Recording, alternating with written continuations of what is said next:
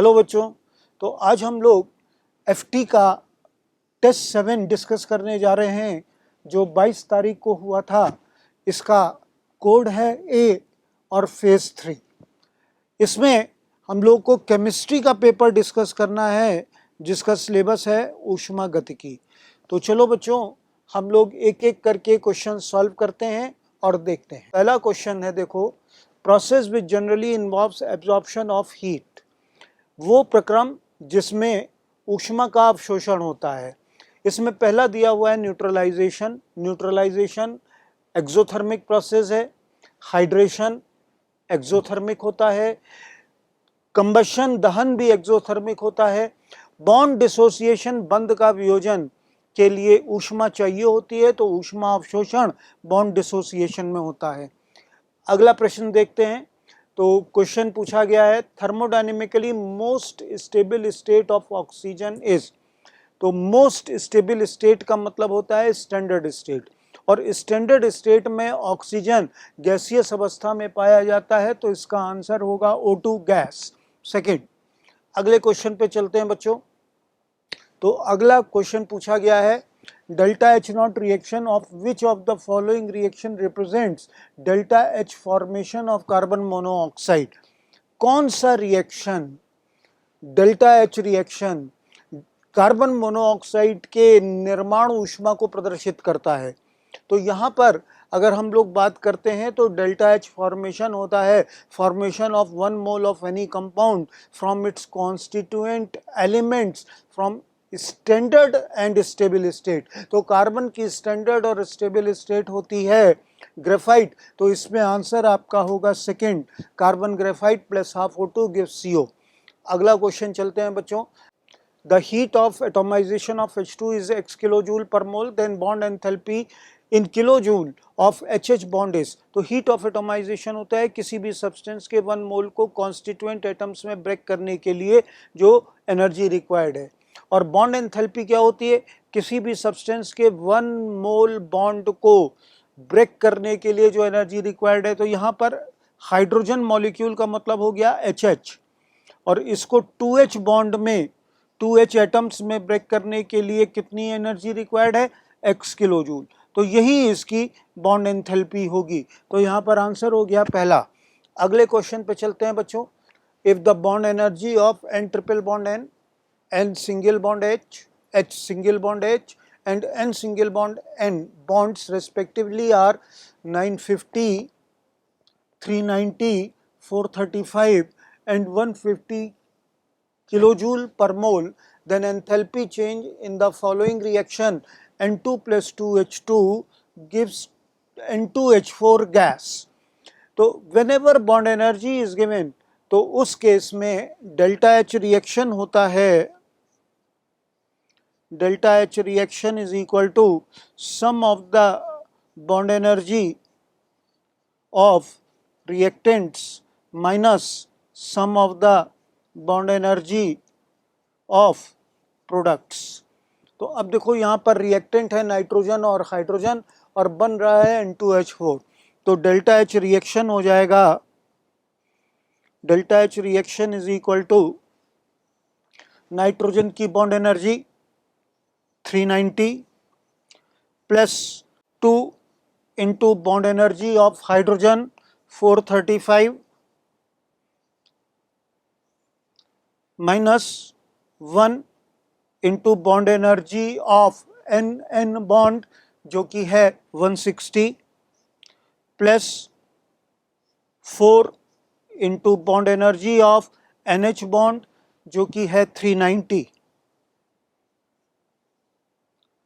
और इसको सॉल्व करोगे तो आंसर आएगा 100 kilojoule per mole, that is fourth answer. अगले क्वेश्चन पे चलते हैं बच्चों। क्वेश्चन है, if Kp of the reaction is 10 to the power 4, then value of delta G not for the reaction at 300 kelvin. तो जैसा कि हमें मालूम है कि डेल्टा G नॉट होता है, delta G not is equal to होता है minus 2.303 RT log of K equilibrium, that is Kp। अब यहाँ पे देखो आंसर किलो जूल में दिए हुए हैं, तो R की वैल्यू 8.314 इंटू 10⁻³ पुट करेंगे। तो यहाँ पर वैल्यू पुट करते हैं तो ये आया -2.303 इंटू 8.314 इंटू 10⁻³ और टेम्परेचर दिया हुआ है 300 केल्विन लॉग ऑफ 10⁻⁴। तो ये इज इक्वल टू हो गया -4 इंटू 2.303 इंटू 8.314 इंटू 10⁻³ इंटू 300। इसको आप सॉल्व करेंगे तो आपका आंसर आएगा -22.98, दैट इज 4.98 किलो जूल। अगले क्वेश्चन पे चलते हैं बच्चों। तो देखो नेक्स्ट क्वेश्चन दिया हुआ है, consider the following process and respective delta H value is. A से बी डेल्टा एच की वैल्यू दी हुई है 200 प्लस, बी से C plus D delta H की वैल्यू दी हुई है -150 किलो जूल पर मोल। तो दो इक्वेशन हमारे पास हैं, एक इक्वेशन है A to B, delta H की वैल्यू गिवन है यहाँ पर, delta H is equal to +200 kilo joule, और दूसरी इक्वेशन दी हुई है बी से सी प्लस डी, इसके लिए डेल्टा एच दिया हुआ है -150 किलो जूल, और हमसे आप पूछा जा रहा है ए से C plus D delta H will be. तो इन दोनों इक्वेशंस को अगर हम ऐड कर दें तो इक्वेशन आपको मिल जाएगी A gives C plus D, और इसके लिए delta H is equal to आ गया 50 किलो जूल। तो हमारा आंसर हो गया सेकेंड 50 किलो जूल। अगले क्वेश्चन पे चलते हैं बच्चों। क्वेश्चन है, which among the following laws permit calculation of absolute value of entropy for pure crystalline substance from thermal data alone.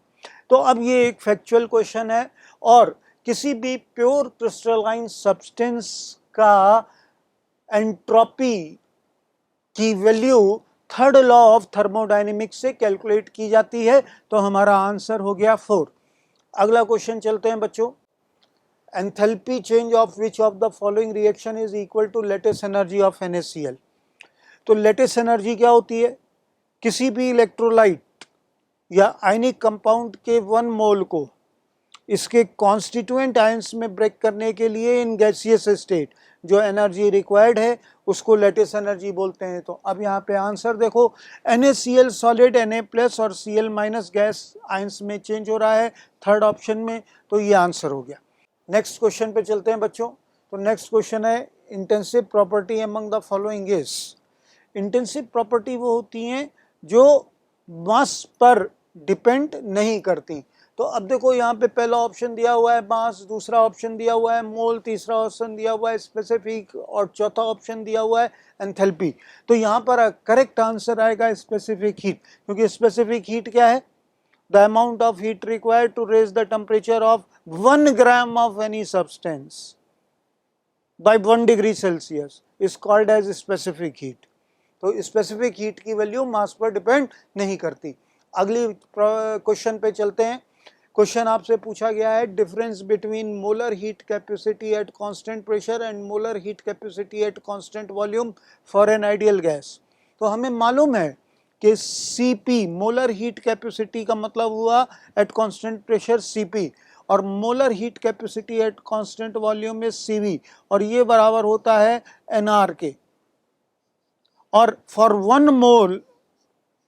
1 मोल इस रिएक्शन को, रिलेशन को हम लोग लिखते हैं Cp minus Cv is equal to R। तो हमारा आंसर हो गया सेकेंड R। अगले क्वेश्चन पे चलते हैं बच्चों।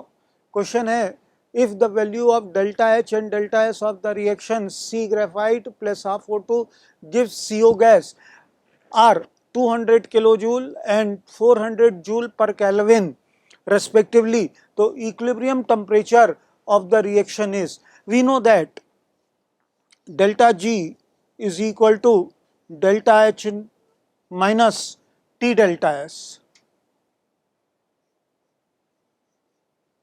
और इक्विलिब्रियम पर डेल्टा जी जीरो होता है तो delta H is equal to T delta S. तो T इज इक्वल टू हो गया delta H upon delta S. अब डेल्टा एच की वैल्यू किलो जूल में दी हुई है और डेल्टा एस की वैल्यू जूल में दी हुई है, तो इसको भी हम लोग जूल में पुट करेंगे और जूल में वैल्यू हो गई 200 इंटू 1000 अपॉन 400, 1/2, तो ये आ गया 500 केल्विन। तो हमारा आंसर हो गया 4। अगले क्वेश्चन पे चलते हैं बच्चों। क्वेश्चन है 1 मोल gas off ideal gas expand from 2 litre to 4 liter by reversible isothermal process at 27 degree Celsius, then work done will be। तो isothermal reversible process में work done W is equal to होता है minus 2.303 nRT log of V2 upon V1, that is equal to minus 2.303। अब देखो answer kilo joule में दिए हुए हैं, एन की वैल्यू 1 है, आर की वैल्यू किलो जूल में 8.314 into 10 to the power -3। Temperature दिया हुआ है 27 degree Celsius, that is 300 kelvin, into log of 4/2, तो ये हो गया log 2। तो इसको आप सॉल्व करेंगे तो आपका आंसर आएगा -1.729 किलो जूल। नेक्स्ट क्वेश्चन पे चलते हैं बच्चों। नेक्स्ट क्वेश्चन है बेटा कि if the enthalpy change of transition of liquid water to steam is 30 kilo joule at 27 degree Celsius, then what will be the entropy change? तो we know that entropy change is equal to delta H upon T, और entropy change को joule पर मोल पर kelvin में लेते हैं, तो delta H की वैल्यू हम लोग पुट करेंगे किसमें, किलो जूल में, 30 इंटू 1000, जूल में दी हुई है किलो जूल में, पुट करेंगे जूल में, 30 इंटू 1000 अपॉन टेम्परेचर हो गया 300, तो ये आपका आंसर आ गया 100 जूल मोल पर केल्विन। नेक्स्ट अगले क्वेश्चन पे चलते हैं बच्चों। क्वेश्चन आपसे पूछा गया है if heat at constant volume for combustion of methane at 127 degrees Celsius is -20 kilojoule, then heat at constant pressure will be। तो as we know delta H is equal to delta U plus delta NGRT। अब यहाँ पर reaction हम लोग लिखें तो reaction लिखेंगे CH4 gas plus 2O2 gives CO2 gas plus 2H2O। अब यहाँ पर एक बात देखो बच्चों ध्यान रखनी है कि टेम्परेचर हमारा दिया हुआ है 127 डिग्री सेल्सियस, तो 127 डिग्री सेल्सियस पर वाटर को वेपर फेज में लिया जाएगा, दैट इज गैसियस स्टेट। तो यहाँ पे delta N G is equal to 3 - 3 is equal to 0 हो गया, और डेल्टा एन जी 0 है तो delta H is equal to होगा डेल्टा यू के, that is -20 kilo joule, second option. Next question पे चलते हैं बच्चों। क्वेश्चन है which of the following process will result in decrease in entropy, किसमें एंट्रोपी डिक्रीज होगी। तो पहला ऑप्शन देखो, सॉलिड से सॉलिड और गैस बन रहा है, एंट्रोपी इंक्रीज होगी। दूसरे ऑप्शन में लिक्विड से गैस बन रहा है, वाटर लिक्विड वाटर गैसियस में चेंज हो रहा है, एंट्रोपी इंक्रीज होगी। तीसरा option I2 solid I2 gas में चेंज हो रहा है, एंट्रोपी इंक्रीज होगी। Fourth option Ag plus aqueous, AgCl minus aqueous, इन दोनों के रिएक्शन से AgCl सॉलिड बन रहा है, और लिक्विड अगर सॉलिड में बनता चेंज होता है तो एंट्रोपी डिक्रीज होती है। तो हमारा आंसर हो गया 4। अगले क्वेश्चन पे चलते हैं बच्चों। क्वेश्चन आपसे पूछा गया है correct condition for adiabatic free expansion of ideal gas will be.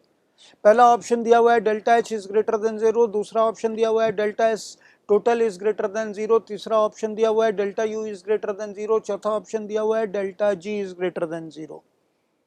तो अब एक्सपेंशन के केस में delta S total, adiabatic expansion delta S total is greater than 0 होता है, तो हमारा आंसर हो गया सेकेंड। अगले क्वेश्चन पे चलते हैं बच्चों।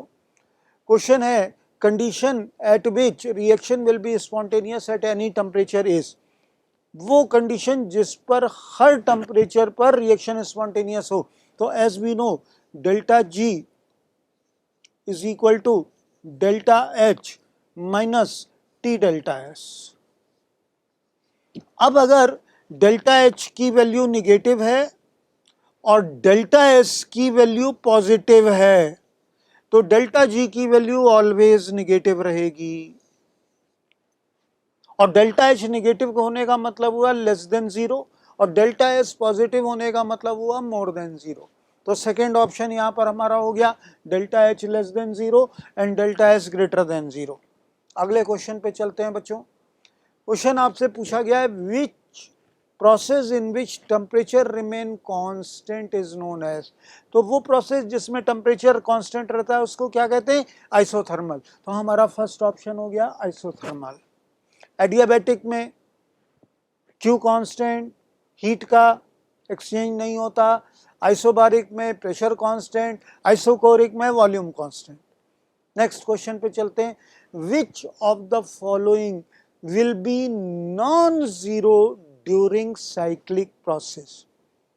नॉन जीरो साइक्लिक प्रोसेस का मतलब क्या है कि जहां से स्टार्ट हुआ इनिशियल वहीं पर वापस आ गया, तो change in volume 0, delta H 0, delta S 0, लेकिन क्यू कभी भी 0 नहीं होता, तो सेकंड ऑप्शन।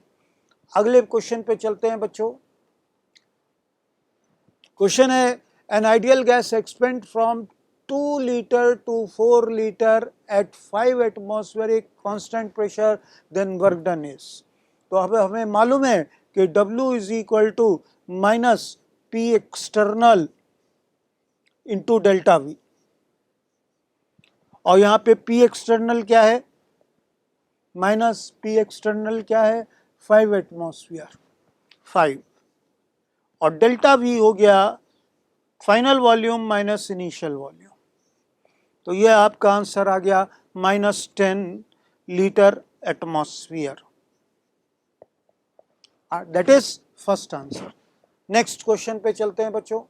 45 क्वेश्चन है the change in internal energy if 20 joule if heat supplied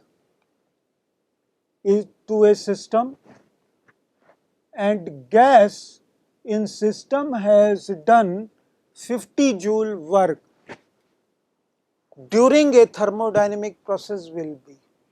change in internal energy क्या होगा अगर 20 जूल हीट सप्लाई की जा रही है सिस्टम को और सिस्टम 50 जूल वर्क कर रहा है। तो यहाँ पे देखो डेल्टा ई या delta U is equal to क्या होता है, फर्स्ट लॉ ऑफ थर्मोडायनेमिक्स के according Q plus W, Q plus W.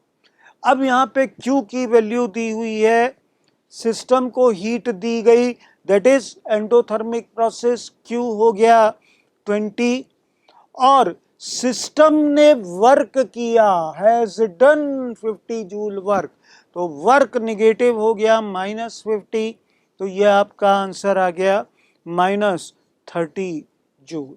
That is second answer. तो ये था बच्चों आज के पेपर का डिस्कशन जो हमने 1 बाय 1 किया। Thank you very much.